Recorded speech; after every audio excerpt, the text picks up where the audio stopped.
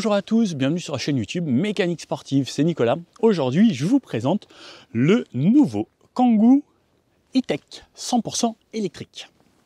On l'avait déjà présenté il n'y a pas très longtemps sur la chaîne. Il a été annoncé et présenté officiellement au Salon de l'Automobile à Paris, donc il n'y a pas si longtemps que ça.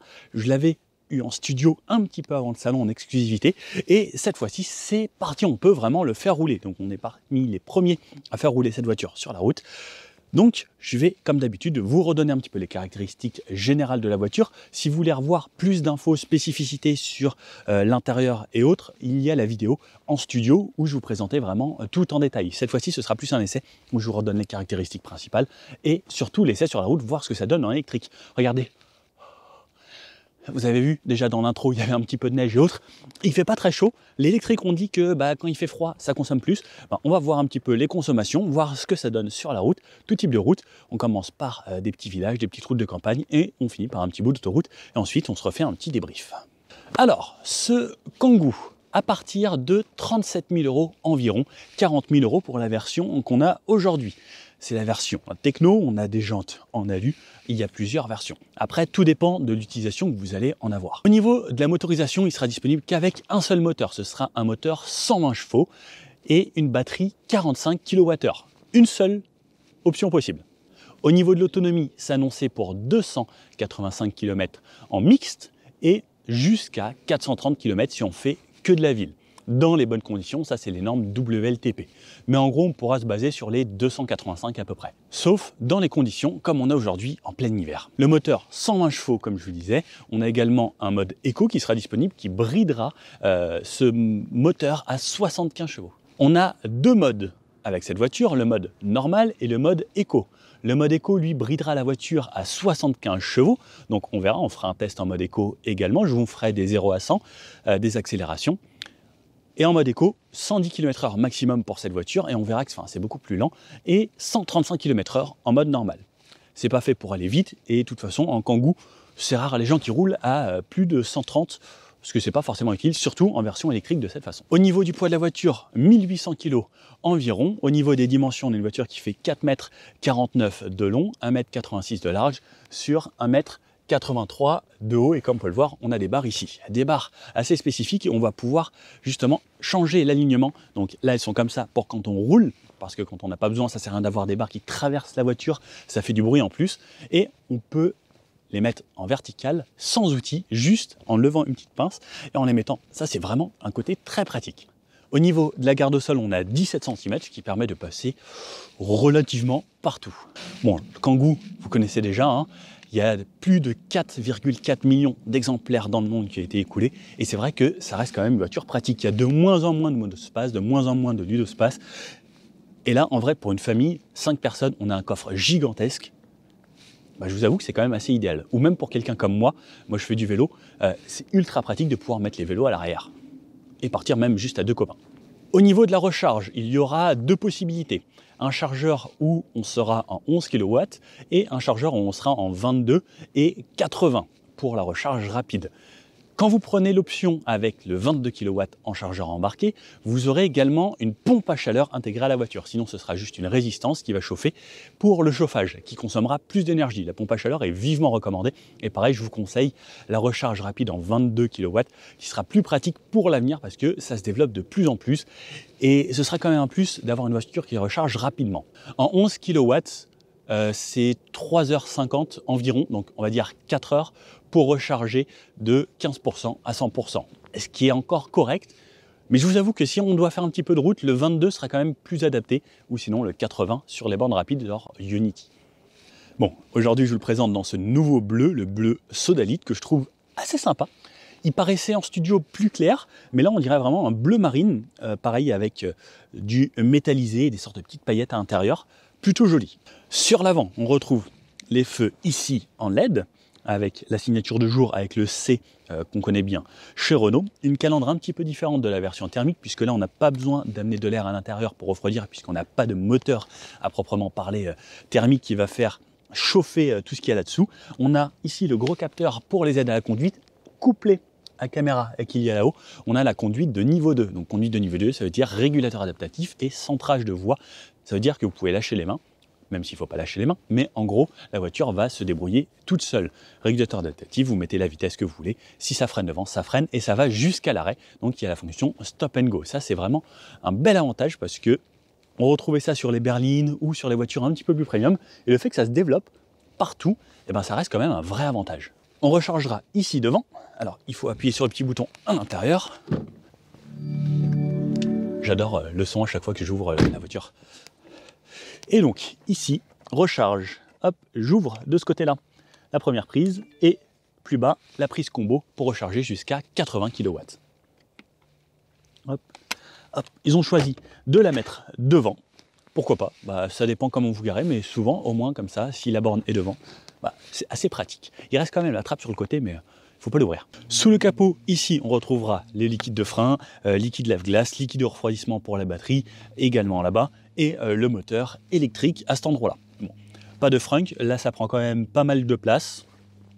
Après, là on est vraiment dans une voiture où il y a un coffre énorme, mais un petit frunk, ça aurait été intelligent parce qu'on a la trappe de recharge juste ici, vous imaginez, enfin, si on avait eu une sorte, un petit peu comme chez Porsche, on appuyait sur la clé et on pouvait ouvrir le capot à l'avant pour aller chercher son câble qui était juste devant, ça aurait été vraiment cool. N'hésitez pas à y penser, Renault, pour la prochaine fois.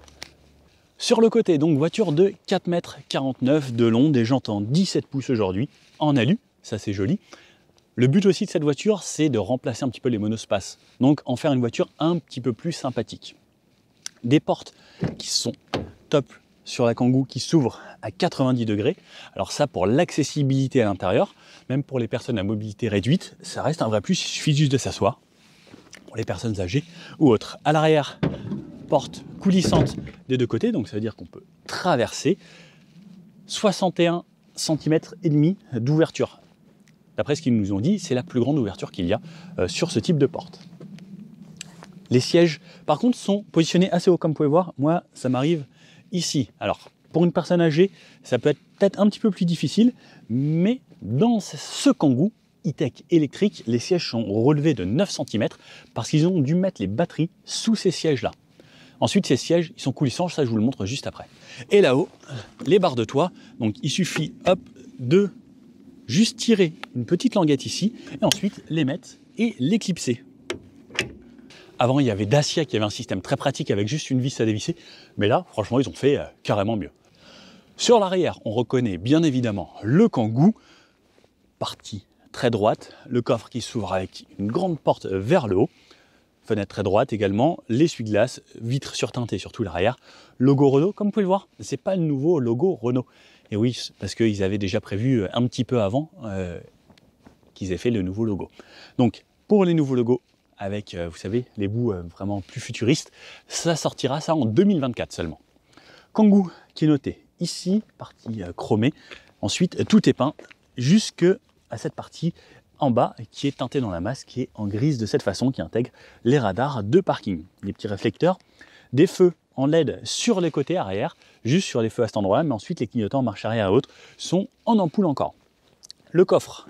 Alors, avec ce genre de voiture, il faut se garer assez loin d'un mur parce que sinon, vous n'allez pas pouvoir l'ouvrir. Il faut environ... Hop, ça, j'ai pas la valeur précise, mais en gros, ça plus loin d'un mur parce que sinon, vous allez frotter. Coffre 850 litres ici à l'intérieur, jusqu'à 2500 litres si on rembat la banquette arrière. La banquette arrière, elle est en 2 tiers, 1 tiers. Et une plage qu'on peut soulever à moitié. Petite particularité, c'est qu'ici, on a de quoi ranger son câble dans une petite pochette. Ça, c'est d'origine sur la voiture. Ce que j'aime beaucoup aussi, c'est que la plage arrière, si vous avez besoin d'un plus grand espace de stockage, alors soit vous la mettez comme ça, soit vous pouvez la soulever et la faire glisser juste derrière les sièges entièrement. Et là, à ce moment-là, regardez, là c'est gigantesque ce que j'ai comme espace à l'arrière. Le volume est très grand. La ceinture pour le deuxième rang est positionnée ici dans le toit, avec des aimants là-haut pour pas que ça bouge de trop. Non, c'est spacieux, il n'y a rien à dire, hein.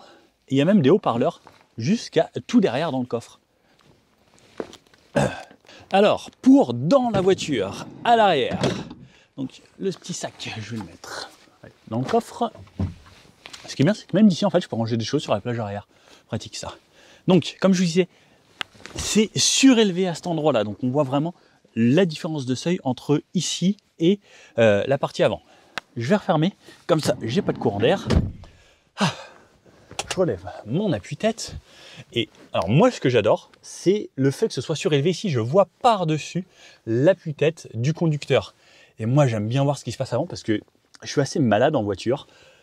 Dès que je suis passager, j'aime pas qu'on me conduise. Et là je vois la route, les fenêtres sont gigantesques. Il existera deux types de fenêtres, soit les fenêtres qui s'ouvrent comme ça, donc en électrique. Alors le contact n'est pas mis, mais elle descend verticalement. Soit on aura les fenêtres, vous savez, comme sur les anciennes 106, Saxo, qui s'ouvraient et qui s'entrebâillaient un petit peu sur le côté. Ça dépendra de la finition que vous allez avoir. Il y a des petites tablettes juste ici. Hop. Alors moi qui fais 1m80, c'est pas très pratique. Sinon il faut que je le fasse les jambes écartées. Hop. Des petites pochettes par-ci, par-là. Pour la tête, j'ai énormément de place. Il me reste encore, franchement, 15 cm au-dessus de la tête. C'est gigantesque. Et je suis pas mal. La banquette, elle coulisse d'avant en arrière sur 14 cm. Donc 14 cm, c'est plutôt généreux. Ça rajoute 100 litres au volume de coffre lorsqu'on avance toutes les banquettes. Et on peut également les replier. Fixation Isofix sur les deux sièges d'extrémité. Et on a 3 vraies places parce que c'est 3 places vraiment distinctes et séparées. Si je m'assois au milieu, en fait, je suis aussi bien que si j'étais assis sur une des places sur le côté. Ça, c'est pareil. Pour une famille où vous êtes 5 personnes, eh bien, ce sera un gros plus parce que chacun aura vraiment son siège. Et pour faire des trajets, c'est pas plus mal, surtout au quotidien. Chacun aura son espace. Par contre, petit point négatif, c'est que la ceinture pour la personne du milieu, il faut aller la chercher là-haut. J'aurais vraiment bien aimé qu'elle soit sur la banquette, ça. À l'arrière, on a quand même des flux d'air chauds qui viennent au niveau des pieds. Et si on veut de l'air frais, on a 2 petites buses d'aération. On a 2 ports USB type A ici et une prise d'allume-cigare. Allez, je vous montre à l'avant et ensuite on va l'essayer. Allez, c'est parti, je vous emmène découvrir l'avant. Et comme vous pouvez le voir, hein, cette porte qui s'ouvre vraiment à 90 degrés. Alors ça, je trouve ça génial. Donc les sièges ressemblent à ça, les appuis-têtes qu'on connaît chez Renault depuis quelques années. Donc avec cette sorte de petite virgule fin, plutôt jolie. Ils sont un petit peu fermes. Les sièges qui permettent à des personnes assez grandes ou assez larges de venir s'installer. Des sièges manuels comme on peut le voir. Le pédalier, très simple, avec 2 pédales puisque c'est une boîte automatique. Sur de l'électrique, on a juste s'arrêter et accélérer. La porte, grand rangement à cet endroit-là, également là. Un petit peu de tissu ici, ensuite du plastique sur tout le reste de la porte. Ça ici, c'est un petit peu cuir moussé, imitation. Fenêtre, rétroviseur, poignée pour ouvrir. Grande custode, les rétroviseurs. Allez, je vais à l'intérieur, il fera un petit peu plus chaud ici. Je me recule au max. Et voilà la vue qu'on a ici. Alors regardez, ils ont pris comme chez Dacia ici le support de téléphone. Merci d'avoir fait quelque chose comme ça, c'est très intelligent.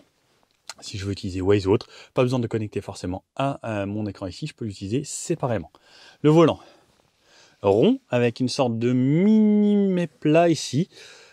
Les commandes qu'on connaît très bien chez Renault. Sur la gauche, on va voir tout ce qui est régulateur de vitesse, régulateur ici, limiteur annulé, la distance avec le véhicule de devant, le centrage de voix, très important, ça sur cette voiture, et le réglage de la vitesse ici. Sur la droite, ce sera les médias et les infos que je vais pouvoir faire défiler au compteur ici, avec par exemple le dernier trajet, 90 km, la consommation, et tout ce qu'il y aura de cette façon. Sur la gauche, ici, je vais avoir désactiver le franchissement de ligne, la luminosité du compteur, les feux plus haut, plus bas, désactiver le SP. Plus bas, l'option que je vais adorer aujourd'hui, volant chauffant, pare-brise chauffant et déverrouiller la trappe à l'avant. Un petit vide-poche ici. Le volant est réglable grâce à cette poignée ici, à ce levier en hauteur et en profondeur. Et au compteur, alors je vais vous la démarrer vraiment, on a le compteur que l'on retrouve sur les Renault Captur. Donc entièrement digital, ça fait du bien. Ça met vraiment un petit coup de futuriste ou vraiment d'actualité au Kangoo. Parce que dans un Kangoo, avoir ça, ça reste un vrai plus. Et je trouve que cet écran amène tellement de modernité que celui-ci fait un petit peu plus daté. On a quand même le port USB ici pour connecter son téléphone. On peut avoir le CarPlay ou l'Android Auto également à cet endroit-là. On a une touche ici par exemple, on est sur le menu de base. C'est vraiment réactif. ça se passe super bien. On peut avoir les flux ici de la batterie, nous donner les indications. On a quand même quelques petites animations assez sympas. Le compteur, donc on peut avoir les informations comme je vous disais, on peut avoir les informations trajet, de la radio, du GPS également et des consommations lorsque je vais bouger. Également ici, ça s'affichera à droite. Au niveau, ensuite, derrière le volant, on a toujours chez Renault pour la radio, les sources ici, faire défiler les radios derrière avec la molette et le volume. Mute, j'appuie sur les deux, ça me met en mute. Les essuie-glaces sur la droite et sur la gauche, les feux et également les clignotants de cette façon-là. Et on a bien sûr un mode feu automatique. Ça, c'est vraiment bien. En vrai, il y a tout ce dont on a besoin en 2022 dans cette voiture. Ensuite, siège chauffant sur 2 positions pour moi et pour mon passager. Le bouton mode éco, warning, verrouillage. Et ensuite, ici, c'est le parking automatique. Le bloc clim que l'on connaît très bien dans le groupe Renault. Démarrer la voiture ici. Le levier pour pouvoir se mettre en parking, reculer. Alors là, le coffre est ouvert, donc on voit le ciel parce que j'ai laissé ouvert tout le haillon à l'arrière. Le mode neutre et le mode drive. Drive pour pouvoir rouler. Et si je bascule sur la droite, j'ai 3 modes de régénération. Un mode un petit peu roue libre, un mode moyen et un mode plus fort qui va ralentir la voiture lorsque je vais relâcher juste ma pédale d'accélérateur. Le frein de stationnement ici, le frein à main du bout du doigt maintenant. Un endroit pour mettre son téléphone également ici. On peut mettre son téléphone également ici. On a le chargeur pour induction. La clé de la Renault ressemble à ça. Donc on connaît très bien chez Renault. De ce côté-là, verrouillage, déverrouillage, ouvrir la prise de devant et le coffre. Double porte-gobelet ici. Contrairement à la version utilitaire, on a une version ici où c'est un petit peu moussé. Et lorsqu'on ouvre, on a du rangement ici à l'intérieur. Ici, on pourra mettre une petite bouteille cristalline 50 centilitres. Le siège, je vous remonte ça à ça. Là-haut, on a la capucine. On peut ranger ses affaires. On a un petit peu d'espace, et documents ou autres, ou ce qu'on veut. Quand on a des enfants, c'est quand même pratique d'avoir des choses ici. Ah, il y a l'air d'y avoir quelque chose. Ah non, c'est ça. Le SOS, maintenant qui est obligatoire dans les voitures. Les lumières, juste ici. Là-haut, un rétroviseur simple de base électrochrome et le grand pare-soleil qui cachera bien le soleil et le petit miroir. On peut le voir, la simplicité. Les rétroviseurs, ce que j'aime beaucoup, c'est qu'ils ont mis les coins bombés dans les 2 rétroviseurs. Ça, c'est un vrai plus parce que pour moi, la visibilité, c'est hyper important. Surtout quand on a ce genre de voiture et le fait que les 2 soient bombés, c'est un vrai plus. Ça, je voudrais que toutes les marques le fassent, mais sur toutes les voitures, quoi. Je comprends pas pourquoi on se laisse juste un bout plat et on se dit, ah, on voit mal, bah c'est pas grave, c'est joli, quoi. Bon, là je pense que, ah non, bah non, je vous ai pas tout montré. Là, ici, grand rangement également à cet endroit-là, 2 ports USB ici au fond, on peut mettre pas mal de choses, rangement également à cet endroit-là, on peut mettre des classeurs ou autre, des feuilles. On a un très grand espace, je sais que les professionnels adorent ça parce que souvent c'est rempli de catalogues ou autres. Et la boîte à gants ici en tiroir. Et regardez, on peut mettre pas mal de choses, les gilets sont au fond. Enfin, il y a pas mal de place et une feuille A4, comme vous pouvez le voir, ça rentre. Et ça coulisse de cette façon. Encore là, en vrai c'est beaucoup de rangement entre là-haut, la boîte à gants, ça. Bah, vous avez de quoi mettre quasiment tout ce que vous voulez, surtout avec le coffre en plus qui est gigantesque. Bon, c'est parti, on va laisser cette voiture. Allez, c'est parti donc avec ce nouveau Kangoo électrique. Il fait, c'est marqué au 0 degré dehors. Comme on dit, les voitures électriques, bon, ça aime pas trop quand il fait froid. On est équipé de la pompe à chaleur sur ce modèle aujourd'hui. On est à 100% de la batterie. On va faire un test. Là, on est parti pour une boucle de 2 heures. 100% de batterie, ça m'indique dans les conditions actuelles, avec le chauffage, la pompe à chaleur, 172 km d'autonomie. Donc, on va voir ce que ça donne. Drive, on a plusieurs modes. On pourra avoir le mode B avec 3 modes de récupération également. Le gros avantage des voitures électriques, c'est, écoutez, je m'arrête, silence absolu, je repars, silence, on entend juste un petit peu les moteurs électriques et le bruit qu'il y a à l'avant sur ce genre de voiture. Mais sinon, c'est vraiment très agréable. Au quotidien, je trouve que les voitures électriques, ça reste un vrai plus. bah, quand on s'arrête, bah, c'est vraiment hyper silencieux, quoi. On repart. Et c'est agréable. Alors ce que j'aime beaucoup, c'est qu'il n'y a pas de vibration du tout dans ces voitures. Ça fait du bien en fait. C'est vraiment fait pour rouler confortablement.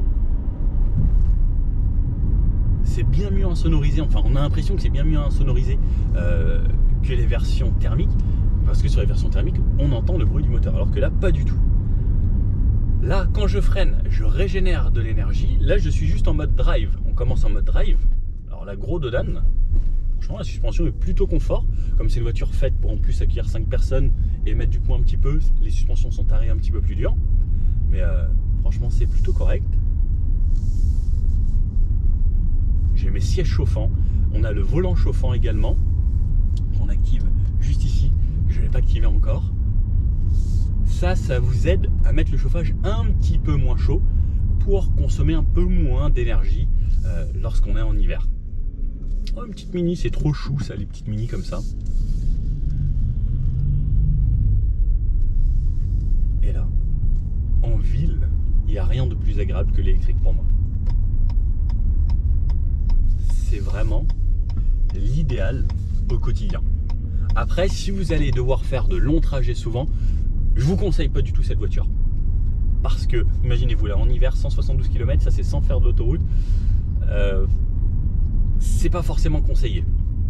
Si vous faites que de la ville, vous pouvez recharger à la maison tous les soirs et que vous allez faire que de la ville, bah, c'est 100% de véhicule adapté à votre usage. Ou si vous êtes une collectivité, une mairie ou autre, vous transportez des gens, en vrai, bah, c'est top. Ça fait pas de bruit, ça pollue pas. Pas de gaz d'échappement ou autre. Et si on peut recharger tous les jours, bah, un vrai avantage, quoi. Donc là j'étais en mode drive. Si je bascule le levier sur la droite, je passe en mode B. Il y a plusieurs modes B. 3 modes. Alors j'ai trop de batterie, je ne peux pas utiliser le mode B pour le moment parce que en fait je ne peux pas recharger, elle est déjà quasiment pleine. Je reviens juste après avec le mode B. Dodan. Bon, c'est vraiment pas mal. Puis ce que j'aime bien faire, c'est que ça fait pas de bruit, quoi. Après, faut faire attention parce que quand on est dans les voitures électriques, le moindre petit bruit, en fait, on va l'entendre. Donc, il faut que tout soit bien ajusté, bien fini. Il ne faut pas que vous ayez des petits trucs qui bougent parce que sinon, en fait, vous allez les entendre encore plus que dans une voiture thermique. Allez, ici, on va sortir de la ville, on va se faire un petit test d'accélération. On va s'arrêter juste après le Dodan, on va se faire un 0,50, voir ce que ça donne. Donc là, on est en mode normal. Là, je suis à 0. Allez, full gaz. Donc on a l'équivalent de 120 chevaux, 50, même 60. On voit que c'est plutôt réactif. Alors c'est pas nerveux du tout, ça se veut pas du tout nerveux. Et ensuite il y a un mode éco. Le mode éco, lui, va brider la voiture. Et là on sent que c'est beaucoup plus éco. Déjà le mode éco, il nous donne 75 chevaux environ. Et il bride la voiture à 110 km/h pour pouvoir consommer un petit peu moins également. Mais on sent qu'en mode éco, bah, il y a beaucoup moins de répondants. Alors qu'en mode normal, bah, ça pousse tout de suite un petit peu plus et c'est plus réactif.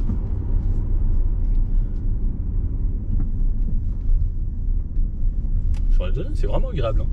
Souvent ce que je dis, c'est, moi j'utilise très souvent le mode éco des voitures. Là je vous avoue que il bride vraiment beaucoup la performance. C'est à utiliser si vous voyez qu'il vous reste 30 km d'autonomie et que vous devez rentrer, à ce moment là utilisez-le. Sinon je vous conseille le mode normal qui est largement suffisant et qui n'est pas trop nerveux et qui va pas être non plus trop énergivore. Là ça me dit ici qu'il y a des bornes. Pareil, si on utilise le GPS, la voiture va pouvoir programmer des charges sur le trajet. Donc vous lui dites par exemple un Paris-Marseille, elle va vous dire bah voilà, il faudra s'arrêter là. Si vous avez la version avec le chargeur rapide, la voiture va pouvoir préconditionner la batterie pour des recharges plus rapides. Si vous ne l'avez pas, ce sera une résistance pour le chauffage. Donc là on a la pompe à chaleur et ça permet de préconditionner la batterie. Si vous habitez par exemple en Suède, il fait moins 20 degrés, bah, ce sera un avantage pour pouvoir recharger plus vite également. Et comme on peut le voir, en ville comme ça, à 30 km/h, absolument aucun bruit. C'est hyper agréable. Le truc que j'aimerais bien, moi, peut-être, pour que ce soit top de chez top ce Kangoo, c'est un grand toit panoramique, ce serait magnifique. Bon allez, on sort de la ville.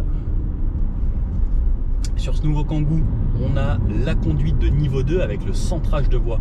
Ça, c'est un gros plus. Franchement, bravo Renault de l'avoir mis sur ce genre de voiture. Parce que souvent, c'était réservé aux voitures vraiment plus haut de gamme. Petit à petit, ça se démocratise un petit peu sur tout. Donc, je vais me mettre mon régulateur. Donc ici, je vais me mettre à 70. Je vais me mettre le centrage de voie. Avec les caméras qui est située derrière le rétroviseur, ça va détecter la voie. Et là, regardez, je ne touche ni aux pieds ni aux mains. Et ça, on peut le mettre sur autoroute, sur petite route comme ça. Et ça fonctionne bien. Là, on était en virage. Absolument aucun souci. Là, c'est 80 ici.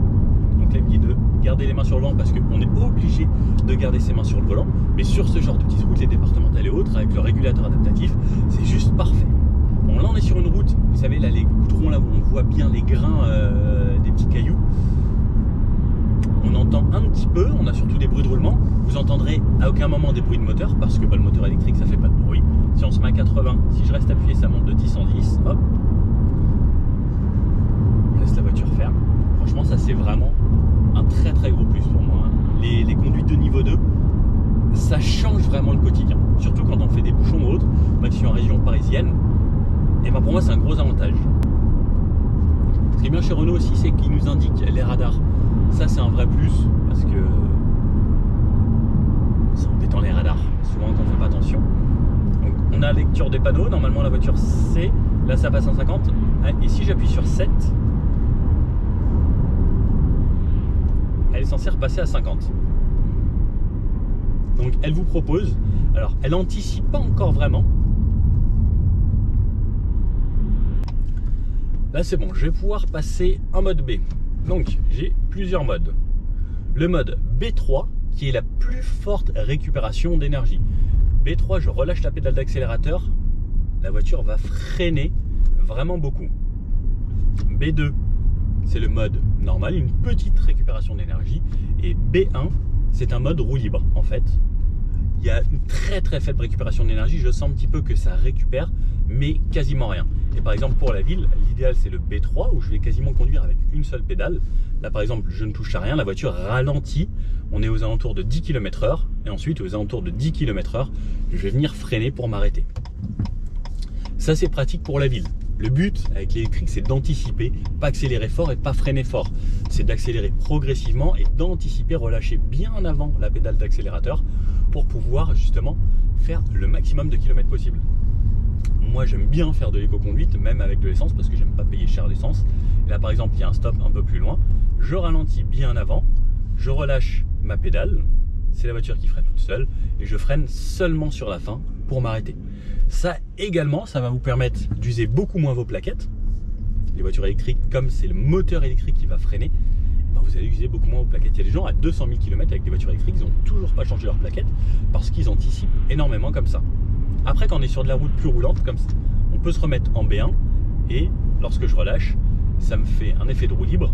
Et en vrai, ça aussi c'est intéressant parce que pendant toute cette période, vous n'avez pas accéléré. Et dans tous les cas, même si je repasse en D, quand je freine, ça me récupère de l'énergie aussi. Alors c'est deux choix différents. Soit de jouer avec une seule pédale, celle de l'accélérateur que vous accélérez et vous relâchez, soit vous pouvez utiliser le mode D et ensuite vraiment appuyer sur vos pédales. Bon, sur du plus roulant, ici 80. Sur du plus roulant, avec un sol moins abîmé que tout à l'heure, très agréable. J'ai le centrage de voie. Alors, les gros virages comme ça, il ne va pas savoir le faire tout seul. Et sur un goudron propre, en fait, je me croirais vraiment pas dans un Kangoo. Un Kangoo, pour moi, c'est vraiment plus utilitaire et autres. Et en vrai, on avait essayé la version thermique l'année dernière. Je crois que je suis la vidéo la plus vue dans le monde en plus sur le Kangoo. Et ben, c'était assez bluffant. Et j'avais bien aimé. Et si je devais choisir, pour moi, mon utilisation, je choisirais vraiment la version électrique, qui pour moi est un plus, parce que c'est beaucoup plus confort. Si j'avais de quoi recharger chez moi. Par contre, moi malheureusement j'ai pas de borne, donc pour le moment je préfère encore largement le thermique, puisque c'est une trop grosse contrainte pour moi de recharger. Le jour où il y aura des bornes partout, où j'aurai ma maison, un jour si je travaille bien à l'école, je pourrais sans problème passer à une voiture 100% électrique. Mais pour ça, il faut avoir une borne où on peut recharger tous les soirs et sans contrainte. On a le petit test rond-point, on va se tester ça en dynamique, voir ce que ça donne. Alors hop, voilà. Ouais, c'est pas mal. Dans les sièges, on n'est pas hyper bien maintenu, ça s'ouvre un poil. Après, ça reste une traction. Il y a les collègues qui me regardent avec clémence, mais ça tient plutôt bien la route. C'est plutôt correct. Peut-être un poil plus de maintien, ici ça aurait pu être un plus. Après, pour beaucoup, avoir des sièges larges, c'est pas plus mal parce que ça permet d'avoir de l'espace. Et pareil, on peut faire un certain poids ou une certaine taille et on sera bien dans cette voiture. On va se tester le 0 à 100. C'est parti, ça met un petit peu de temps. 80, 90 et on arrive à 100. Alors, ça met un petit peu de temps, c'est pas nerveux, c'est progressif tout le long. Et comme vous avez entendu, en fait, il n'y a pas de moment où ça fait beaucoup de bruit ou autre. C'est vraiment agréable. Allez, ici on va aller se mettre à 90 km/h.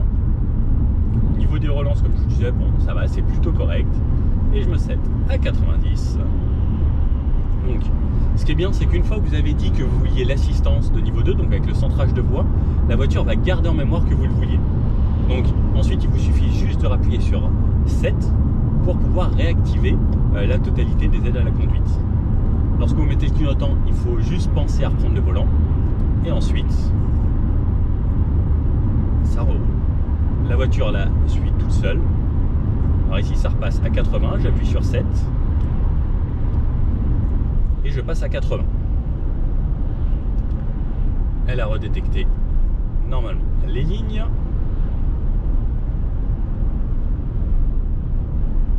Ça marche. Alors, ouais, c'est pas ultra précis encore sur ce genre de route. Là par exemple, la nouvelle Mégane E-Tech fait vraiment beaucoup mieux. Elle anticipe les virages et autres. Alors c'est pas encore le cas sur ce Kangoo. Peut-être que sur un avenir, dans quelques années, le Kangoo le fera également. Mais là par exemple, ça ralentit devant. La voiture va ralentir également.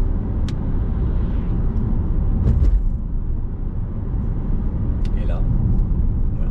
Normalement, elle anticipe. Là par exemple, ça va passer à 50. Alors ce qu'il fait, elle passe le panneau 50 avant de vous dire est-ce que vous voulez 50. Donc là, je reste appuyé sur 7.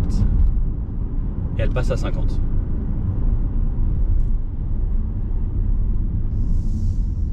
Dans les ronds-points, elle va réaccélérer, mais tant que vous avez de l'angle de volant, normalement, elle ne fait pas n'importe quoi.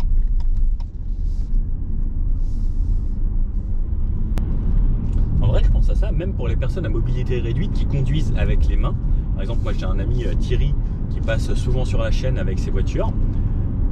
Il conduit avec les mains et le régulateur là en fait ça l'éviterait de toujours avoir accéléré avec son cerceau ou avec ses mains, mais en vrai c'est pas mal hein.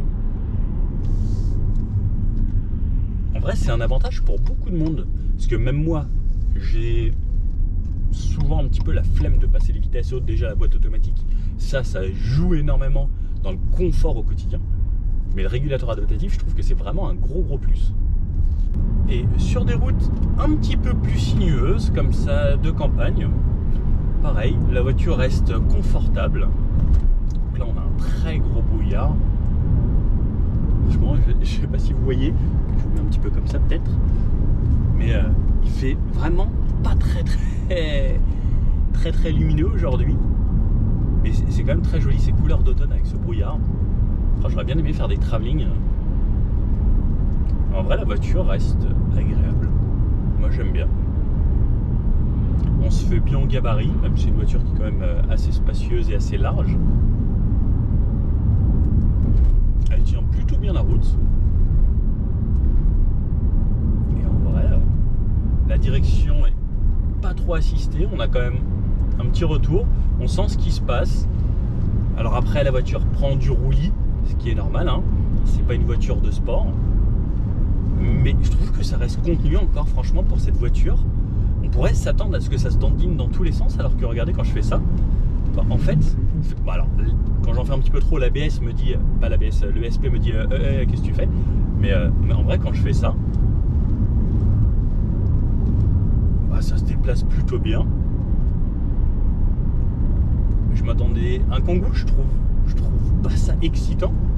Et en fait, je dis pas que c'est excitant, mais ça a beaucoup d'aspects positifs au final. Si vous êtes une grande famille, que vous avez besoin de place et de quelque chose d'utile, je pense que ça a une vraie utilité. Et en même temps, c'est pas déplaisant à conduire. C'est pas excitant, mais c'est pas déplaisant du tout. Il y a des voitures où on se dit, oh là, il faut la conduire. Alors que là, en vrai, j'ai mon petit volant chauffant, j'ai les doigts qui sont chauds, c'est agréable. Sur ces petites routes, c'est sympa. Bah, je suis content de me balader avec aujourd'hui en vrai. Bon allez, environ 2 heures qu'on roule. C'était que des petites routes, que des petits villages et autres. Donc bon, ils nous ont fait un petit trajet pour nous montrer un petit peu, on va dire, ce qu'on va utiliser au quotidien. 83-84 km, une moyenne de 41 km/h. Waouh, un beau Taycan. Ça c'est le truc cool, ça c'est le truc fun. Enfin ça c'est le truc pratique, ça c'est le truc fun. Moyenne à 20,5 kWh au 100 km. Donc j'ai réalisé, comme je vous disais, 84 km. Il me reste encore 116 km d'autonomie. Donc on peut voir que l'autonomie au final, selon les conditions, ça va évoluer, puisqu'on est parti avec 176 et donc on a déjà fait 84, il reste encore 116. C'est-à-dire qu'en gros on avait 200 en réel, voire un petit peu plus si on continue dans les conditions dans lesquelles j'ai roulé jusqu'à présent. Sur autoroute, ça va consommer un peu plus. J'essaye de vous faire un petit bout d'autoroute, si c'est possible. Là, on retourne manger, parce que c'est l'heure du midi. Et ensuite, je retourne faire la présentation un petit peu et autres. Après, le chauffage, c'est ça qui va sûrement consommer le plus sur cet essai, puisqu'il fait vraiment très froid. Comme vous avez pu le voir, on a croisé de la neige et autres. Il a fait jusqu'à -3 sur la route. Donc le chauffage, lui, il me maintient chaud. J'ai laissé 22 degrés à l'intérieur de l'habitacle. J'ai utilisé un petit peu les sièges chauffants en plus et le volant chauffant. Alors siège chauffant, volant chauffant, clairement ça consomme pas grand chose. Par contre le chauffage, lui, oui, consomme énormément. Et en plus c'est la pompe à chaleur. Donc si vous optez pour la version qui n'a pas la pompe à chaleur, ça va consommer encore plus d'énergie. Bon allez, c'est parti, on va aller s'insérer sur de l'autoroute, voir ce que ça donne également à plus haute vitesse. Hop, parc Astérix, c'est par là. Bon, nous on va pas au parc Astérix, hein. Et hop, si c'est parti, allez, on s'en sert. Alors c'est pareil, hein, on a toujours ce calme de l'électrique. Ça s'insère un petit peu n'importe comment. Je rappuie un petit peu. Allez, go, full gaz, full électron, 110. Alors, à 110, je vous fais le petit bout à 110 quand même.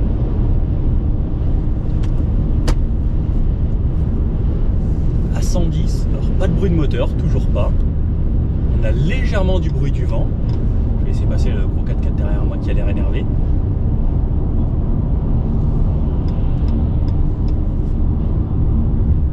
À 110, ça reste top.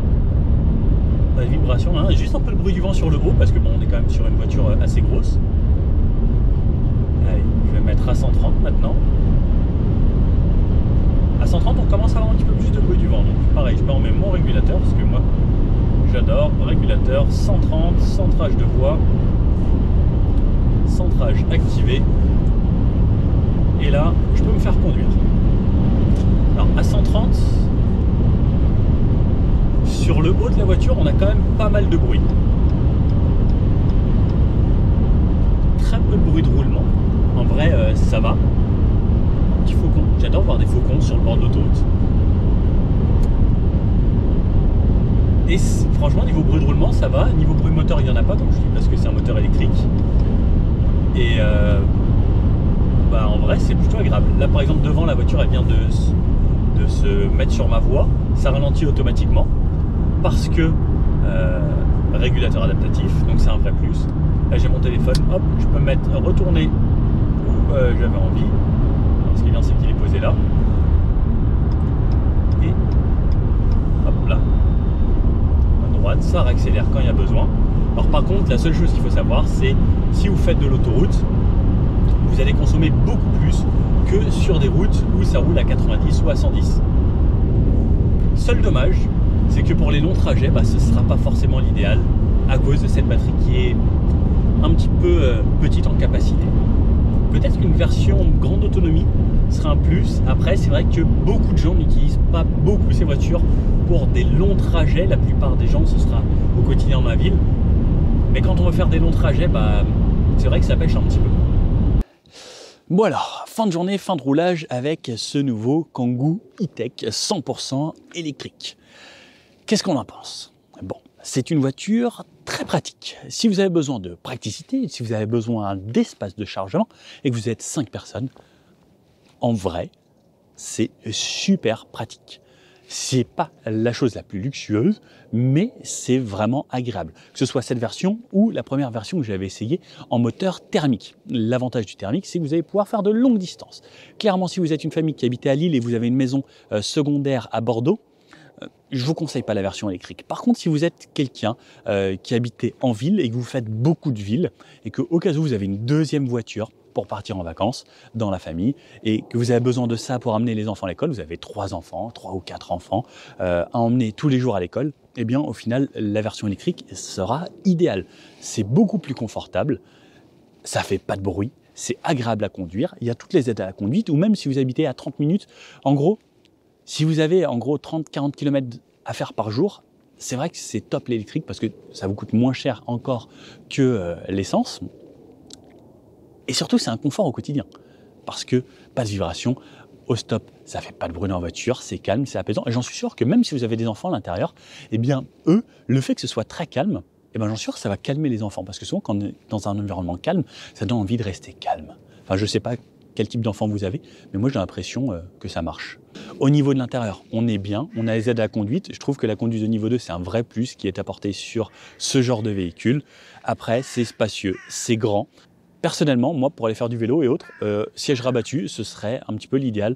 Plus version thermique pour moi. La version électrique, comme je vous dis, selon votre utilisation, si vous êtes urbain, si vous êtes une société, que vous avez du transport de personnes à faire, eh bien pourquoi pas, parce que là, c'est vrai que c'est intéressant. Aujourd'hui, on est dans des conditions très froides, donc effectivement, le chauffage a fait augmenter les consommations. Il faudrait essayer de le reprendre à d'autres moments de l'année pour voir ce que ça donne dans de bonnes conditions, parce qu'il ne fait pas forcément tous les jours -2. Après, tout dépend bien sûr où vous habitez. Je conseille la version avec le chargeur rapide et la pompe à chaleur, qui sont quand même un vrai plus. Et en vrai, on aurait pu faire 200 km dans les conditions d'aujourd'hui. Bon, j'espère que cette vidéo vous a plu. Si vous avez des commentaires, n'hésitez pas à les mettre. Dites-moi quelle version vous préférez. Est-ce que vous voulez une version 100% électrique? Est-ce que vous préférez la version thermique? Et qu'est-ce que vous proposeriez comme amélioration sur cette voiture? Bon, je vous dis à bientôt pour une prochaine vidéo.